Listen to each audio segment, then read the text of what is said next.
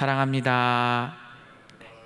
오늘부터 보게 되는 이사야 5장은 앞선 이사야 1장 4장과 그 뒤의 본문들을 연결하는 아주 중요한 연결고리 본문입니다. 앞서 1장 4장까지 하나님의 말씀대로 이스라엘 백성들이 심판받게 되는 이유를 우리가 말씀을 통해 알게 되었습니다. 오늘 본문은 하나님께서 포도원 비유를 통해서 그 백성들에게 심판하는 이야기를 더 구체적으로 이유를 확실하게 이야기해 주고 계십니다. 오늘 이 말씀을 통해 우리는 더욱더 하나님을 두려워하기 원합니다. 경외하며 하나님의 심판을 우리가 떠올리며 하나님의 말씀대로 살아가는 우리 모두가 되었으면 좋겠습니다. 하나님은 이스라엘 백성들을 이스라엘을 통해 이스라엘 백성들을 세우셨습니다. 아브라함을 통해 제사장 나라를 세우시고 이 제사장 나라 가나안을 하나님께서 하나님의 뜻대로 이끌어 오셨습니다. 이것은 이스라엘 백성들이 받은 아주 큰 축복입니다. 그런데요, 오늘 본문에 이 이스라엘에 대한 비유가 포도원으로 등장을 하게 됩니다. 이 포도원을 하나님께서는 너무나도 사랑하십니다. 1절, 2절 하나님께서는 나의 사랑하는 자의 포도원이라고 말씀하십니다.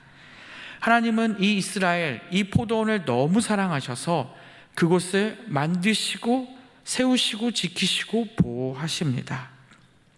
이사야 선지자는 하나님께서 만드신 이 포도원을 하나님이 얼마나 사랑하시는지 모습들을 이야기하고 있는데요, 하나님께서는 포도원을 향해 노래하셨고 그 산을 세우셨습니다.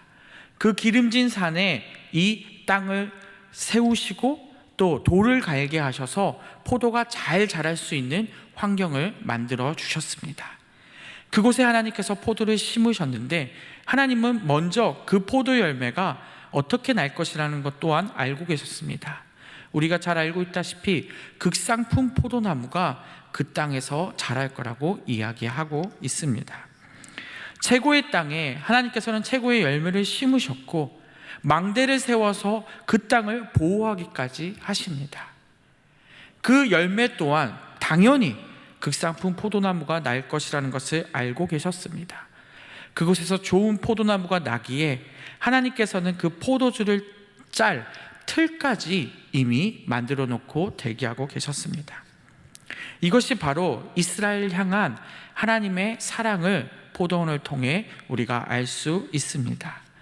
이스라엘이 하나님께 어떠한 존재인지를 하나님이 설명하고 그렇게 가꾸셨다는 것을 말씀하고 있는 것이죠. 우리 교회 역시 이런 포도원 같은 교회가 되기를 원했으면 좋겠습니다. 하나님이 사랑하는 교회가 되기 원합니다. 그런데 온갖 정성을 다해 이 포도원을 하나님이 가꾸시고 보호하시고 열매를 따기까지 바라보셨는데 정작 이 포도원에서는 들포도가 나왔습니다. 이 들포도는 머루같이 생각하면 되는데요, 머루는 맛볼 수도 있지만 이 들포도는 그냥 길가에서 막 자라는 포도입니다. 이것은 맛도 없고 먹을 수도 없는 포도였습니다. 하나님께서는 지극정성으로 그것들을 섬기고 열매 맺게 바라셨는데 이스라엘 백성들은 극상품 포도나무를 키워낸 것이 아니라 들포도를 키워냈다는 것입니다.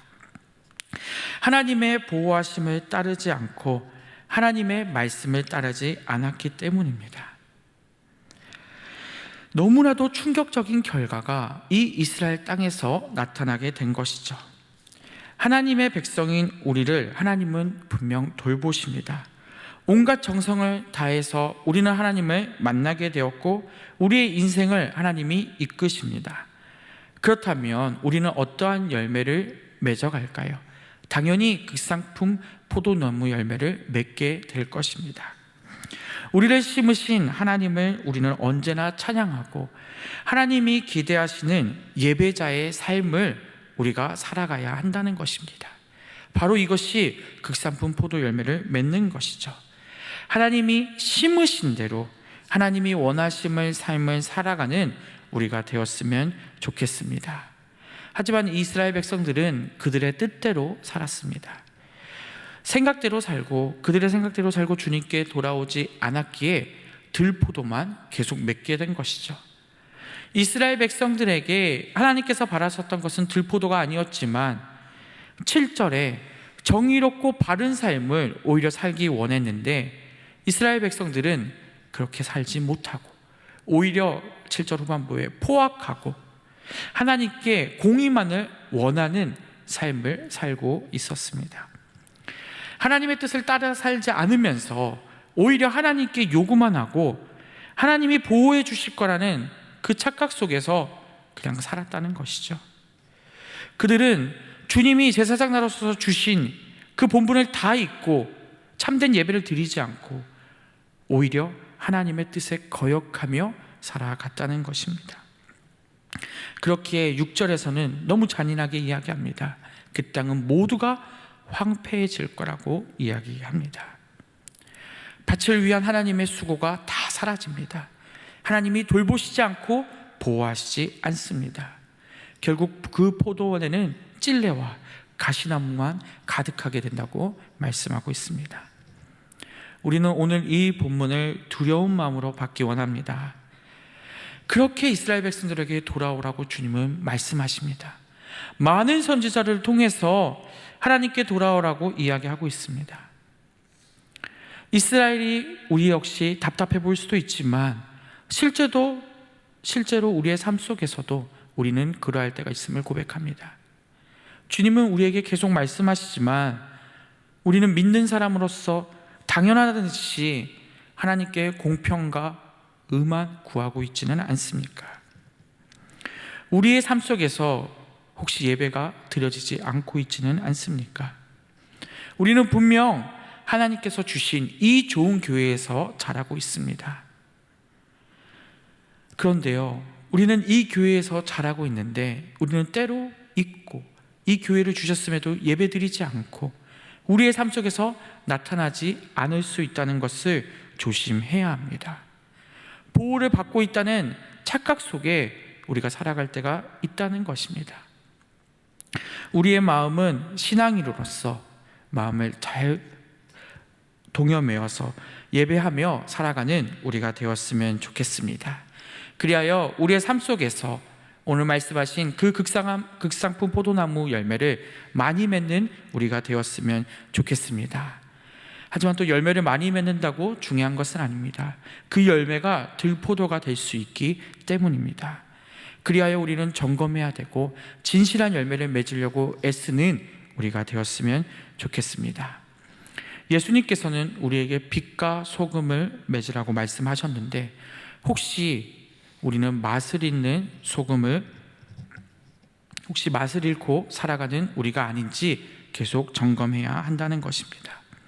때로는 우리가 하는 일이 아주 작은 일인 것 같고 또 남들이 알아주지 않는 일일 수도 있지만 우리가 올바른 마음으로 하나님께 순종하고 그 말씀대로 살아간다면 그것이 바로 진실된 열매를 맺는 것임을 우리가 깨닫기 원합니다.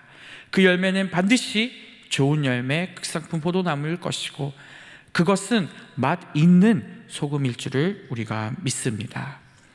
말씀을 맺겠습니다. 요한계시록 2장에 에베소 교회를 향해 처음 사랑을 잃었다고 이야기합니다. 결국 하나님께서 촛대를 옮기시겠다고 말씀하십니다. 우리는 깨달아야 합니다. 하나님의 심판이 우리에게 오기 전에 더욱더 그 말씀에 순종하고 그 말씀에 감사하며 진실된 열매, 극상품 포도 열매를 맺으려고 노력하는 우리가 되었으면 좋겠습니다. 우리의 마음이 그렇게 살아갈 때, 올바르게 예배 드릴 때 하나님께서 우리를 보호하시고 지켜갈 줄을 우리가 믿으시기 바랍니다. 그러한테 좋은 열매 맺을 것을 우리가 믿습니다.